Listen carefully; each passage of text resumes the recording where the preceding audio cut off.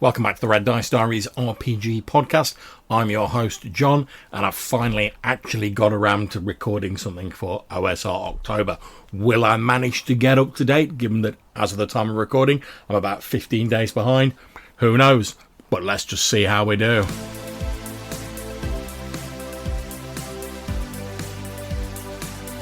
Okay, so I'm a little bit late to the party on this one. Apologies. And to be honest, I can't remember who first came up with the idea to record a load of OSR stuff in October. Although at the minute, I'm listening to Rob C's Down in a Heap and the stuff he's done for it. I know Kevin at the Red Caps podcast has done some stuff for it. I know Jason, Nerds RPG Variety Cast, is getting on board, and I think there's a few other people. Apologies if I've not mentioned you here. Put it down to my terrible memory.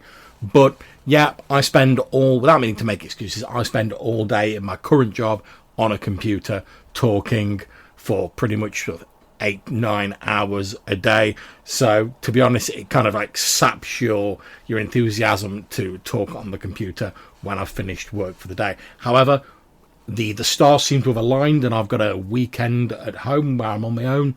So I've actually got time to listen to people's podcasts and maybe throw something of my own out there.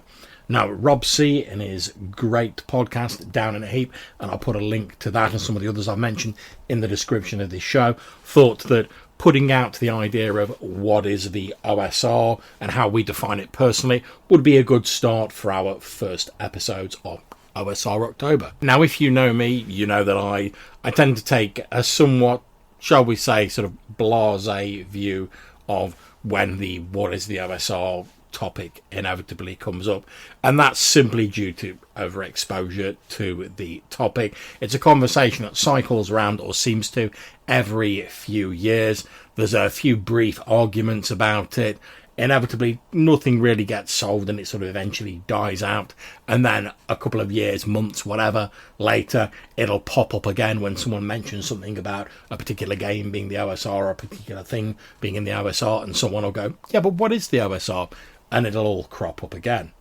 Now, before any of you say, well, yeah, John, isn't it useful to define things? I mean, how can you talk about them if you don't define things and you don't set out what you mean when you're talking about things? let me just say that I think you probably have a good point there. I think the main issue comes when people try to define what the OSR is in a definitive sense, because realistically all you can say, and Rob C made it quite clear this is what he was doing, and very wisely I thought, all you can say is what the OSR means for you personally. You can't say what it means for somebody else. So I'm not even going to try and touch that with a 10-foot dungeon-worthy, strategically based barge pole. I'm just going to talk a bit about what the OSR means for me. And I'm going to talk about it in fairly broad terms. I'm not going to get down into the nitty-gritty of particular rules or particular systems, particular versions of D&D or anything like that. So I'm going to start off by saying that the OSR for me is a system of rules that has enough detail so I'm not having to make everything up from scratch, but also it's not so detailed that I have trouble remembering the rules or have to look up a shed load of stuff in a rule book each time we play. And what do I mean by that? Well, I know that when D&D first came out, there was a great deal more interpretation required with those rules. And if that's your flavour, that is absolutely fine. For me, though, I don't want to have to make everything up wholesale, because, to be fair, if I was going to do that, I wouldn't need a set of rules to do it. I could just do that, and that'd be fine. But if I'm buying a set of rules and I'm paying money for it, I want it to actually have some rules in it. So you might say, well then, John, what's your problem with games that have like more detailed sets of rules?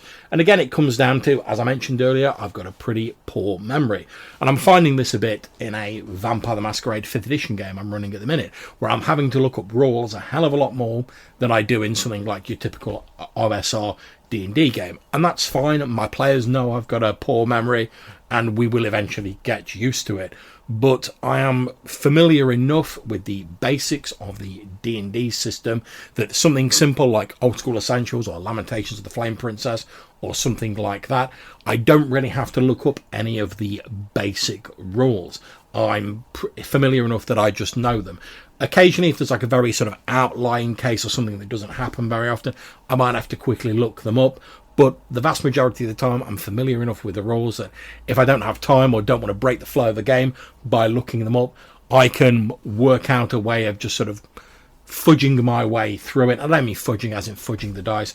I mean as in just making a ruling that I know is not going to be too far off base and then moving on.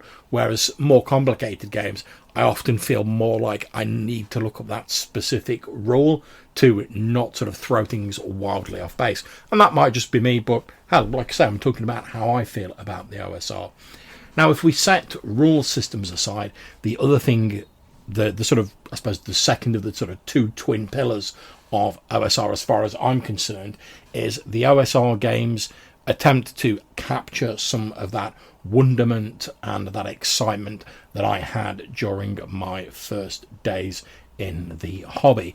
You know, when I was still a young lad in junior school and I first found my local game store, sadly no longer with us, went in, saw all these bewildering books with amazing sort of 80s and 90s artwork and fantastic names and strange worlds depicted on them.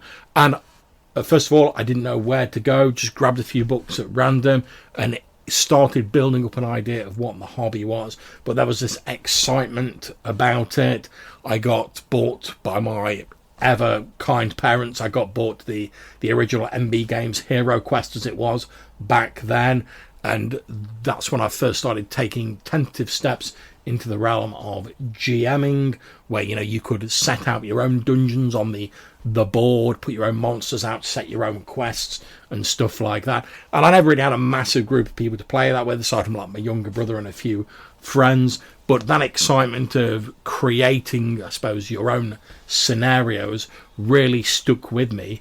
And when I went forward into like actual sort of role-playing games rather than the sort of lead-in board games, that sort of sense of excitement and wonderment very much stayed with me. And it's what made me want to be a GM of the game in the first place. Aside from all the normal sort of things, like, you know, I was the one who had the books and things like that.